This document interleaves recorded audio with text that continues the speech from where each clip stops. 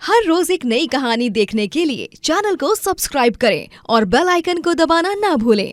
रंजनपुर कहकर एक गांव में सुधीर नामक एक गरीब आदमी का ढाबा था, जहां वो स्वादिष्ट खाना बनाकर पैसे कमाता। उसका भाई राजेश भी उसकी इस काम में मदद करता। लेकिन इस बार गर्मी का कहर इतना ज्यादा बढ़ चुका था कि लोग दिन में अपने घरों से बाहर ही नहीं निकलते, और ग्राहक अगर ढाबे में आना भी चाहें तो भी वो नहीं आते, क्योंकि दोपहर के समय ढाबा भी बहुत गर्म हो जाता और उस तड़कती भड़कती गर्मी में खाना खाना कोई पसंद नहीं करता।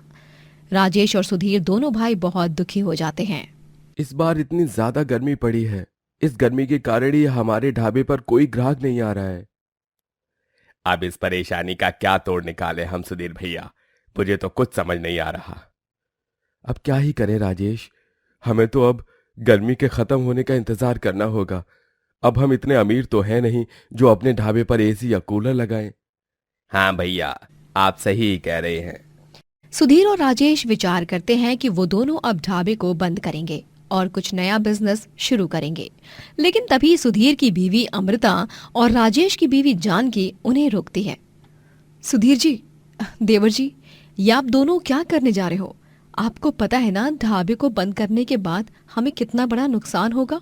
लेकिन अब हम और क्या ही कर सकते हैं भाभी। जो नुकसान अब हम रोज झेल रहे हैं उससे तो अच्छा है कि एक बार में ही सारा नुकसान झेल लें। हाँ अमृता।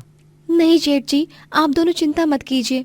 हम अब ढाबे पर कुछ ऐसा लगाएंगे जिससे ढाबा ठंडा रहे और उस ठंडक का एहसास लेने के लिए लोग हमारे ढाबे में आए। जानकी और अमृता दोनों देवरानी जेठानी मिलकर ढाबे के चारों तरफ की खिड़कियों पर गीला कपड़ा टांगती हैं, जिसके चलते पूरा ढाबा ठंडा रह सके। और सच में ढाबा ठंडा हो जाता है। अरे वाह, इस पुराने नुस्खे से तो सच में ढाबे में ठंडक आ गई। हाँ हाँ, बहुत अच्छा लग रहा है। काफी सुकून भी महसूस हो रहा है। देखा, हम देवरानी जेठानी हैं ही कमाल के, क्यों जेठानी जी? हाँ जानकी। लेकिन अमृता और जानकी के इस नुस्खे के बाद भी ढाबे में ग्राहक नहीं आते, जिस कारण राजेश और सुधीर फिर से उदास हो जाते हैं। ये क्या, अब तो ढाबे में ठंडक होने के बावजूद भी कोई ग्राहक नहीं आ रहा है। लगता है अब हमें ढाबे का फैसला ले लेना चाहिए। यूं रोज रोज का नुकसान हम कब तक झेलते रहेंगे भैया। अभी तो गर्मी बस शुरू ही हुई है, अब और कितना लंबा समय बाकी है। ऊपर से हमारी बोनी भी नहीं हो रही है। हाँ राजेश, अब तो ढाबे पर ताला लगाने के सिवाय हमारे पास और कोई पर्याय बचा ही नहीं है। सुधीर और राजेश अपना ढाबा बंद कर देते हैं, जिसके बाद वो दोनों घर पर ही रहने लगते हैं। सुधीर और राजेश की बूढ़ी माँ अनुजा कहती हैं, चिंता मत करो बच्चों, कुछ ही दिनों में सब कुछ ठीक हो जाएगा, और जब ठीक होगा तो पहले से भी बहुत अच्छा हो जाएगा। यकीन करो बेरा, बस ऊपर वाले पर अपना विश्वास कम मत होने देना। राजेश और सुधीर दोनों को घर चलाने के लिए काम करना बहुत जरूरी था, इसीलिए वो दोनों कई जगहों पर जाकर काम ढूंढते हैं, कई जगहों पर जाकर इंटरव्यू देते हैं। लेकिन अफसोस, उन्हें एक भी जगह काम नहीं मिलता। वो दोनों इस बात से बहुत निराश हो जाते हैं। पिछले एक हफ्ते से इस भीषण गर्मी में काम ढूंढ रहे हैं, लेकिन अभी तक एक काम नहीं मिला। क्या दिन आ गए हैं। पता नहीं अगले कुछ महीने कैसे बीतेंगे। मुझे तो बहुत चिंता सता रही है अभी से। एक दिन सुधीर एक अखबार में एक कुकिंग कंपटीशन के बारे में पढ़ता है। अरे वाह, एक कुकिंग कंपटीशन, और जीतने वाले को मिलेंगे पूरे 35 लाख रुपए। ये तो एक बहुत ही सुनहरा मौका है। भैया, आपको इस कंपटीशन में हिस्सा लेना ही होगा। ये कंपटीशन आपके लिए है भैया। हाँ जेठ जी, राजेश जी बिल्कुल सही कह रहे हैं। ये कंपटीशन आपके लिए है, क्योंकि आप जैसा बढ़िया और स्वादिष्ट खाना कोई बना ही नहीं सकता। जा बेटा जा, जीता। मेरा आशीर्वाद तो हमेशा तेरे साथ ही है, फिर चाहे तू कहीं भी चला जाए। ये खास मौका अपने हाथ से जाने मत देना सुधीर जी। इस कंपटीशन को जीत कर ही आना। घर वाले सुधीर को कंपटीशन में भाग लेने के लिए प्रोत्साहित करते हैं, और सुधीर उस कंपटीशन में भाग ले लेता है। वहाँ पर देश के बहुत बड़े बड़े जजेस आते हैं और एकदम राजसी सजावट की गई होती है। सुधीर बहुत घबराया हुआ था। नमस्ते। आज इस प्रतियोगिता में जो व्यक्ति सबसे अनोखी, सबसे स्वादिष्ट और सबसे लजीज खाद्य पदार्थ बनाएगा वही विजेता घोषित किया जाएगा। तो अब आप सभी का समय शुरू होता है। अब सुधीर ने अपने साथ माता रानी की छोटी सी मूर्ति लाई होती है, जिसे वो अपने साथ रखकर खाना बनाता है। वो भगवान का नाम लेता है और शुरू हो जाता है। सभी प्रतियोगी जी जान लगा देते हैं। वहाँ सुधीर का परिवार उसकी जीत के लिए प्रार्थना कर रहा होता है और जब नतीजा सुनाने की बारी आती है तब सभी जजेस को सुधीर के डिशेस ही बहुत पसंद आते हैं और सुधीर वो कुकिंग कंपटीशन जीत जाता है और उसे पूरे 35 लाख रुपए का इनाम भी मिलता है। जज अखिलेश को सुधीर का खाना बहुत पसंद आता है। सुधीर, कहाँ चुप बैठे हो तुम? तुम्हें अंदाजा भी है क्या इस बात का कि तुम कितना अच्छा खाना बनाते हो? तुम हीरा हो, हीरा। धन्यवाद अखिलेश सर। आप जैसे नंबर 1 मास्टर शेफ के मुंह से ये तारीफ सुनकर तो मेरा खाना बनाना सार्थक हो गया। तुमने पुराने जमाने के महाराजाओं के जमाने की खोई हुई डिशेस बनाई हैं। मीठे से लेकर तीखे तक, खट्टे से लेकर कड़वे तक, हर एक चीज एकदम परफेक्ट है तुम्हारी। सुधीर, मैं तुम्हारे साथ एक कुकिंग शो बनाना चाहता हूँ। क्या तुम राजी हो? ये सुनकर तो सुधीर की खुशियां 7वें आसमान पर होती हैं। वो तुरंत हाँ कह देता है। जी सर, मैं आपके साथ कुकिंग शो करने के लिए तैयार हूँ। ये तो मेरा सौभाग्य ही होगा। Great then. सुधीर अब अखिलेश के साथ कुकिंग शो बनाता है और वो उसमें तरह तरह के पदार्थ बनाता है। और तो और कंपटीशन में जीते 35 लाख रुपयों से वो गांव में अपने रेस्टोरेंट भी बनाता है, जिनमें कूलर्स और एसी लगे हुए होते हैं। जानकी, माँ, भाभी, जल्दी आइए, सुधीर भैया टीवी पर आने वाले हैं, 8 बजने वाले हैं। सुधीर के परिवार वाले उसका कुकिंग शो देखते हैं और बहुत खुश हो जाते हैं। और इसके बाद हमें जरूरत होगी थोड़ी चुकंदर रस और पुदीने की। ये रेसिपी करीबन 674 साल पुरानी है, जब राजा गोविंदनाथ ने अपनी बेटी के लिए ये बनाई थी। हाय, नजर ना लगे मेरे बेटे को। थू थू थू थू थू। आखिरकार इन्होंने कर दिखाया। सुधीर की तरक्की देखकर राजेश को अब जलन होने लगती है और वो जायदाद का बंटवारा करने की बात करता है। ये तू क्या कह रहा है राजेश? तेरा दिमाग तो ठिकाने पर है ना? हाँ भैया, मेरा दिमाग ठिकाने पर ही है। मुझे बस अपना हिस्सा दे दीजिए और जानकी और मुझे अलग रहने दीजिए। राजेश की ये बात सुनकर सुधीर, अमृता और अनुजा को बहुत बुरा लगता है। राजेश और जानकी दोनों अलग हो जाते हैं और अपना जीवन यापन खुद करने लगते हैं। लेकिन धीरे धीरे समय के साथ राजेश और जानकी को जलन के बदले अपनों की कमी महसूस होने लगती है और वो दोनों फिर से अपने घर लौट आते हैं और राजेश और सुधीर दोनों भाई फिर से एक साथ मिलकर अपने रेस्टोरेंट को संभालते हैं। और सुधीर अपने कुकिंग शो से बहुत मशहूर हो जाता है और आगे जाकर वो भी एक मास्टर शेफ बन जाता है। गुलशनपुर कहकर एक गांव में देवराज अपनी बीवी नीलिमा के साथ रहा करता था। उसी गांव में देवराज का सगा भाई मनोहर और उसकी बीवी सुमित्रा रहा करते थे। देवराज और नीलिमा का दाल तड़का ढाबा पूरे गांव में मशहूर था।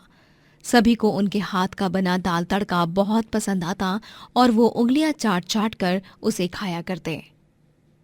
अरे ओए होए होए, नीलिमा भाभी, देवराज भाई, आप दोनों के ढाबे की शान, ये लजीज पकवान दाल तड़का भाई इतना स्वादिष्ट है कि इसे खाकर बीमार इंसान भी चुटकी में ठीक हो जाए।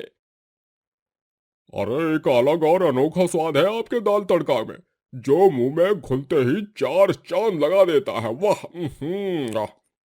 भाई, ये कहने में कोई हर्ज नहीं कि दुनिया भर की दाल तड़का रेसिपीज एक तरफ और आपकी एक तरफ, भाई कमाल से भी बहुत कमाल है भैया।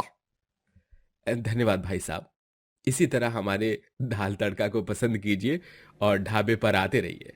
अरे वो तो है भाई, लेकिन अभी के लिए मुझे और 3 बटर नान और दाल तड़का चाहिए, मिलेगा ना? बिल्कुल बिल्कुल सुरेंद्र भाई साहब, ये लीजिए। एक तरफ देवराज और नीलिमा अपने दाल तड़का ढाबे से ढेरों पैसा कमा रहे थे और जीवन में तरक्की कर रहे थे, तो वहीं दूसरी तरफ मनोहर की नौकरी छूट चुकी थी और वो घर पर ही रहने लगता था। उनके पास धीरे धीरे सारे पैसे खत्म होने लगे थे। जी, घर पर अनाज का एक दाना नहीं बचा है। लगता है हमें हमारा घर बेचकर किसी छोटे मकान में ही शिफ्ट होना होगा। अब हम खाएंगे क्या? अरे खा जाओ मुझे ही। अरे तुम्हें जरा भी शर्म नहीं आती है क्या? पति चिंताग्रस्त है और तुम ऊपर से और चिंता दे रही हो। कुछ दिन खाना नहीं खाओगे तो क्या मर नहीं जाएंगे? वैसे भी मंदिर में मुफ्त का खाना मिल जाता है, वहां से खा लेंगे। मनोहर को कुछ सूझता नहीं और वो आखिरकार अपना बड़ा घर बेचकर एक छोटे से मकान में रहने लगता है। आए दिन वो गांव भर में यहाँ से वहां नौकरी ढूंढता रहता है, लेकिन उसे कहीं पर भी नौकरी नहीं मिलती। आते जाते लोग उसे ताने कसते। अरे भैया ये देखो, ये तो उसी ढाबे वाले देवराज का सगा भाई है ना। बेचारा नौकरी की तलाश में ठोकरे खा रहा है।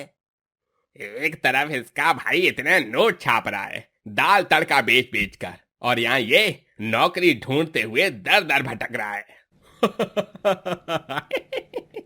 मनोहर को उन आदमियों की बातें सुनकर बहुत गुस्सा आता है, लेकिन वो कुछ नहीं बोलता और सर झुकाए आगे निकल जाता है। धीरे धीरे मनोहर के मन में अपने भाई देवराज के प्रति जलन और भी बढ़ने लगती है। जब जब उस देवराज को खुश देखता हूं ना, तब तब मेरा खून खौलता है। वो इतना पैसा कमा रहा है और मैं यहाँ ठोकरे खा रहा हूँ। जी, मुझे एक बात समझ में नहीं आती। अगर आपसे किसी की खुशी देखी नहीं जाती तो आपको उसकी खुशी ही उससे छीन लेनी चाहिए। कहने का मतलब ये है कि अगर आपको उसे बर्बाद करना है तो उसके दाल तड़के में थोड़ा तड़का तो लगाना ही पड़ेगा ना। शायद तुम सही कह रही हो सुमित्रा। मैं समझ गया कि मुझे अब क्या करना है। अब तो मैं उस देवराज का दाल तड़का ढाबा बर्बाद करके ही रहूंगा। मनोहर और सुमित्रा दोनों ही रात के घने अंधेरे में जलती हुई मशाल से देवराज और नीलिमा का दाल तड़का ढाबा जला देते हैं और वहां से चले जाते हैं। अगली सुबह जब देवराज अपने ढाबे को जलता हुआ राख होता हुआ देखता है, तभी उसके पैरों तले जमीन खिसक जाती है। अरे मेरा ढाबा, मेरा खून पसीने की मेहनत, ये सब क्या हो गया? नीलिमा हमारा ढाबा, हमारा घर, हमारा घर। दोनों ही पुलिस स्टेशन जाकर पुलिस कंप्लेंट करते हैं और उनके केस की कार्रवाई शुरू की जाती है। मनोहर और सुमित्रा देवराज और नीलिमा को इस तरह दुखी देख बहुत खुश होते हैं। बड़ा ही आनंद मिल रहा है मुझे देवराज और नीलिमा को इस तरह दुखी देख। और कमाओ पैसा और हो जाओ गांव में मशहूर। जीना दुश्वार करके रख दिया था उन लोगों ने। अब सच में मन को राहत और दिल को ठंडक पहुंच रही है। लेकिन देवराज और नीलिमा यहीं पर हिम्मत नहीं हारते। वो दोनों दूसरे ही दिन गांव के बाजार में लारी लगाकर उस पर दाल तड़का बनाकर बेचने लगते हैं और वहां पर भी ग्राहकों की लंबी कतार से पूरा बाजार भर जाता है। देवराज लारी पर दाल तड़का बेचकर भी बहुत सारे पैसे कमाने लगता है। अरे सच में आपका आपके काम के प्रति जज्बा और जुनून देखकर बहुत प्रेरणा मिल रही है। कल ही आपका ढाबा जलकर राख हो गया और आज आपने तुरंत लारी पर अपनी शुरुआत की। लेकिन मानना पड़ेगा, ढाबा हो या लारी, देवराज भाई और नीलिमा भाभी के हाथ का दाल तड़का है लाल भरी। अरे धन्यवाद। देवराज फिर से प्रगति करने लगता है और ये सब देखकर मनोहर और भी गुस्से से आग बबूला हो जाता है। सुमित्रा, ऐसे नहीं हो सकता। वो देवराज किस मिट्टी का बना है? इतना बड़ा ढाबा जल जाने के बाद भी इसकी हिम्मत पर आंच नहीं आई। तुम उनकी प्रशंसा कर रही हो? तुम्हारा दिमाग खराब हो गया है क्या सुमित्रा? देवराज और नीलिमा वो दोनों ऐसे खिलाड़ी हैं जो कभी हार नहीं मानेंगे, चाहे कितनी भी मुसीबतें क्यों ना आए। वो दोनों उनका डटकर सामना करेंगे। अरे प्रशंसा नहीं कर रही हूँ मेरे दिमाग के पैदल पति। मैं आपको बता रही हूँ कि चाहे कुछ भी हो जाए, हम दुनिया भर के पैतरे भी क्यों ना आजमा लें, वो दोनों हर एक मुश्किल को मात दे देंगे। और इसीलिए हमें उनका एक ही बार में नामो निशान मिटा देना होगा। मतलब यूं बात को जलेबी की तरह गोल गोल मत घुमाओ, ठीक से बताओ। हम उन्हें जान से मार देंगे। जी हाँ, जान से मार देंगे, समझ गए? समझ गया सुमित्रा, बहुत ही अच्छी तरह समझ गया। क्रूर सुमित्रा और मनोहर मिठाई के बॉक्स में जहर मिला देते हैं और उसी मिठाई के बॉक्स को लेकर नीलिमा और देवराज के घर जाते हैं। अरे मनोहर भाई साहब, सुमित्रा दीदी, आप दोनों आइए ना। भैया, आज इतने दिनों बाद कैसे आना हुआ? क्यों भाई, तीज त्योहार पर ही आने की अनुमति है क्या? ऐसे ही नहीं आ सकता क्या? नहीं भैया, ये तो आप ही का घर है, आप जब चाहे आकर रह सकते हो। मजाक कर रहा हूं देवराज। दरअसल ये नए कारोबार को शुरू करने जा रहे हैं, वो भी अगरबत्ती का, इसीलिए ये मिठाई देने आए हैं। सुमित्रा मिठाई का बॉक्स नीलिमा के हाथ में पकड़ा देती है और वो दोनों वहां से चले जाते हैं। घर से बाहर निकलकर रास्ते पर चलते समय अब आएगा मजा जब इन दोनों के मरने की खबर सुनने को मिलेगी। जी धीरे बोलिए, कहीं किसी ने सुन लिया ना तो खामखा लेने के देने पड़ जाएंगे। उतने में तेजी से एक बड़ी सी ट्रक सामने से आती है और सुमित्रा और मनोहर को ठोक कर जाती है। दोनों बुरी तरह घायल हो जाते हैं। वहां देवराज और नीलिमा मिठाई खाने जा ही रहे होते हैं कि तभी उनके दरवाजे पर पड़ोसी आकर कहता है, देवराज भाई, नीलिमा भाभी, नीलिमा भाभी, वो आपके भाई और उनकी बीवी का एक ट्रक से ठुकरा कर बहुत गंभीर एक्सीडेंट हो गया है। क्या? देवराज और नीलिमा फौरन उस जगह पहुंचते हैं और मनोहर और सुमित्रा को हॉस्पिटल ले जाते हैं। डॉक्टर उन्हें बताते हैं कि वो दोनों कोमा में जा चुके हैं। देवराज और नीलिमा मनोहर और सुमित्रा के जान की सलामती के लिए खूब प्रार्थना करते हैं। डॉक्टर साहब, मेरे भैया और भाभी कैसे हैं? कोमा से बाहर आ गए। बताइए ना डॉक्टर साहब। देवराज जी, आपके भैया और भाभी अभी कोमा से बाहर हैं, आप उनसे मिल सकते हो। जब मनोहर और सुमित्रा को सब पता चलता है कि कैसे देवराज और नीलिमा ने उन्हें बचाया, उनके लिए दिन रात प्रार्थना की और तो और हॉस्पिटल का बिल भी भरा, उन्हें अपनी गलतियों का एहसास हो जाता है और वो दोनों नफरत छोड़कर देवराज और नीलिमा संग प्रेम और स्नेह से पेश आने लगते हैं। दोस्तों, अगर आपको ये कहानी पसंद आई तो लाइक करें, शेयर करें और कमेंट करके बताएं कि कहानी में आपको सबसे अच्छा क्या लगा।